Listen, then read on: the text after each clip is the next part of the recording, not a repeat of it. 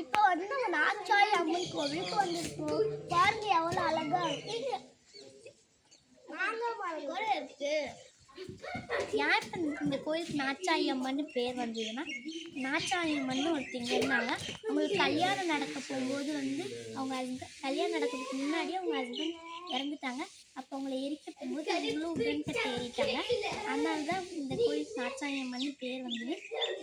இந்த வருஷம் இந்த கோவிலில் வந்து இறந்தவங்களுக்கு வந்து புடவை வச்சு சாமி கும்பிடுவாங்க. இங்கே வந்து 3 சாமி இருக்கு.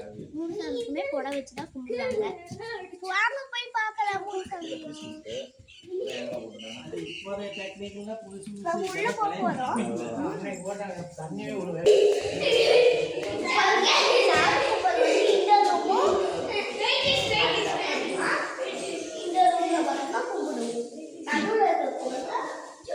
இந்த நடுவில் இருக்கிறவங்கள நம்ம கும்பிட மாட்டோம். வருஷத்தில் ஒரு தட்டி தான் கும்பிடுவோம். அதுவும் புடவை வச்சு கும்பிட போகும்போது வருஷத்தில் ஒரு தட்டி மட்டும் தான் கும்பிடுவோம்.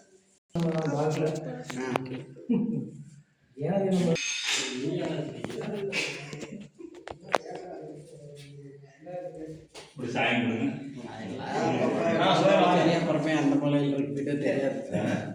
அப்பப்போ எடுக்கிறதோட சரி அந்த மூலையில் இருக்கிறதே தெரியாது. அதை பார்க்கவும் பார்க்கலாம்.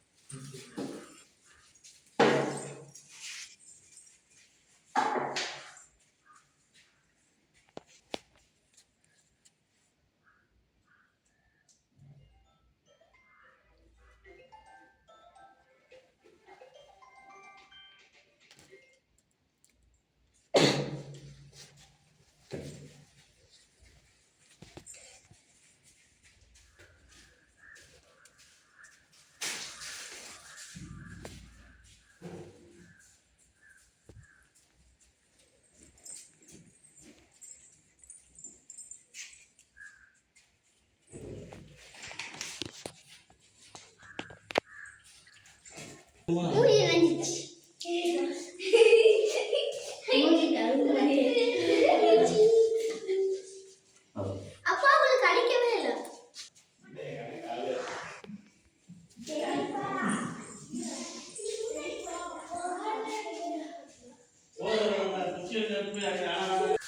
இப்போ நாச்சியம்மன் கோயில் நம்ம சாமி கும்பிட்டு அடுத்து கூட்டியம்மன் கோயிலில் போய் சாமி கும்பிடுறோம்.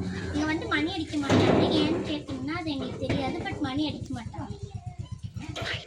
பாய் கூட்டியம்மன் கோயிலில் போய் பார்க்கலாம். பாய்.